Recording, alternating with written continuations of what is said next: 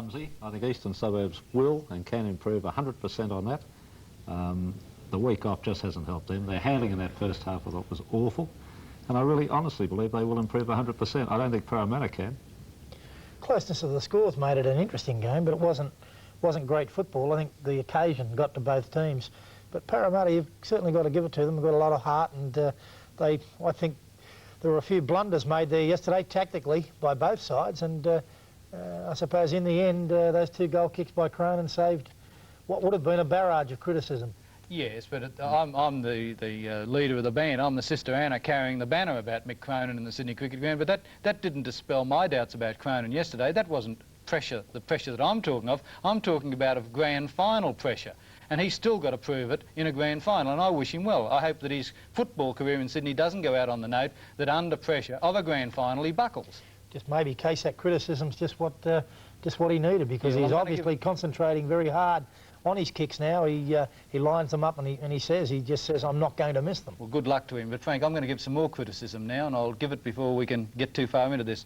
I cannot understand how Hastings, for the first time this season, did not use the tactical kicks. I cannot understand how Hastings, a fortnight before, had played so brilliantly. He had a week off, a week's rest. He won the Dally M Award during the week, was runner-up the previous week in the Rothman Medal, and I thought Hastings had the lowest game that he's had in 5 years of Sydney first-grade football. Frank? He won the Rothmans Medal.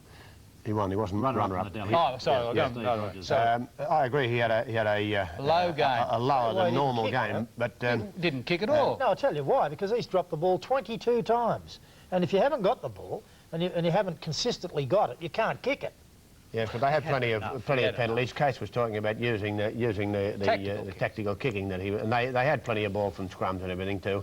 But I feel that the game was close yesterday because Manly, Eastern Suburbs weren't as good as they were the last time they played Parramatta, and Parramatta improved 100%. I thought it was a good game. I enjoyed it with all the faults that were there, the dropping of the ball and all that sort of thing, but I'm sure Harvey won't want to remember that game for too long, and many of the other Eastern Suburbs players too. They will improve. They must improve if they're going to go any further than the It was a good game because it held your interest throughout, didn't it? Well, if we're going to hold the viewers' interest, let's show them some tape. Now, here's the match coming up, and the first controversial incident came after 11 minutes. Now, this pass was ruled forward and a no try. Now, if you think that one's controversial, wait to have a look at the one that Hilditch went in for a try on. That wasn't controversial, though.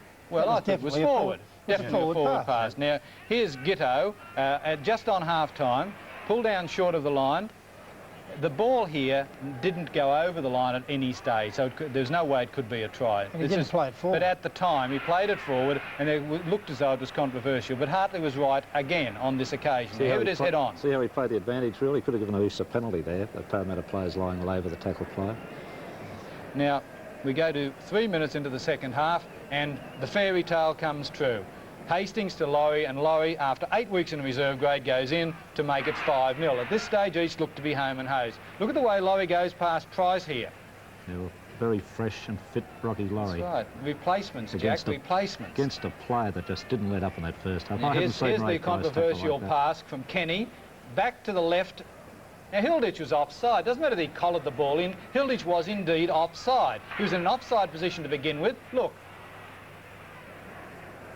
Gee, there's not an inch in that. I don't think so either. Not an inch. I've seen it 10 times now, and I still don't know whether he's offside or not. The ball travelled along that line, Case. Yes, but he was offside. No, he wasn't. He's not in front of that line. He was. And Kenny was on the line. Stand there and wait for Kenny to come to him. Kenny was on the line, and so was Hilditch. Okay. This is the turning point. This is the turning point of the game. This is Sterling not put down by Fay, ultimately yes. Quick hands by Ella, onto Growth. Growth goes in. That made it 8-5. Now we come to the 37th minute. We'll see that one again head on, I think, because that, you're quite right, Sterling had a superb game. See, Warnicky missed him badly. Terry Fay had him and then let him go. Look, look at this. Terry. The smallest player in the field. Yeah. And there's the even up with the elbows in the back. Thank you. Now, 16 minutes gone, and that was the try. And now, with a couple of minutes to go in the match, here is O'Reilly taking it up close to the line. That's the most vital aspect of the game. If he could have scored there, it would have been handy for Gitto to kick the goal, but they had to go wide. What inexperience, no one out there to cover. Growth was standing in amongst the forwards. Yeah, watch where Growth is here. Yeah. There he is, number 5. Dummy half. But there's great marker. disarray in the Parramatta line-up here because they had 4 new players on. Yeah, and they're they all didn't in a know if they bunch were Arthur there. or Martha. No, I thought that was a major blunder, taking off Now, O'Reilly extra and Price. time, and at this stage, Edge officially protested that a 7th tackle try had been made by Gitto, and that took us into the situation, the final 10 minutes. Now we're looking at Des O'Reilly trying to steal the ball from Muggleton. Cronin kicked the goal after 2 minutes, and it became 10-8. These really brought themselves unstuck, didn't they, these two penalties? They didn't deserve to win, Jeff. Now, look at this. Harvey's over the top with the swinging arm after 6 minutes. It's 12-8. Cronin finished up kicking 3 from 4. It was the ball game, 12-8. Eastern Suburbs going down to Parramatta in that major semi-final.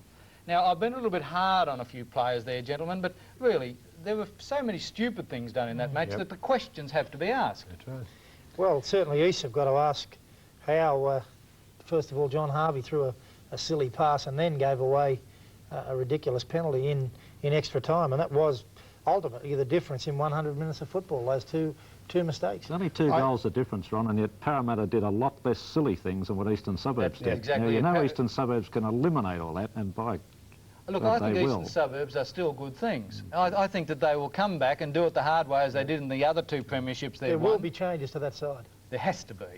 But even at half-time, without any points on the board for either side, I still think Parramatta was the better side after 40 minutes of play.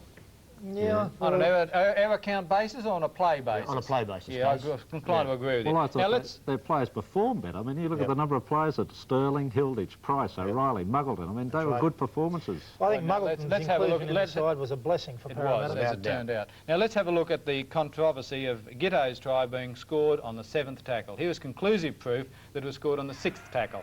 Now, if you watch it, here's the play coming up.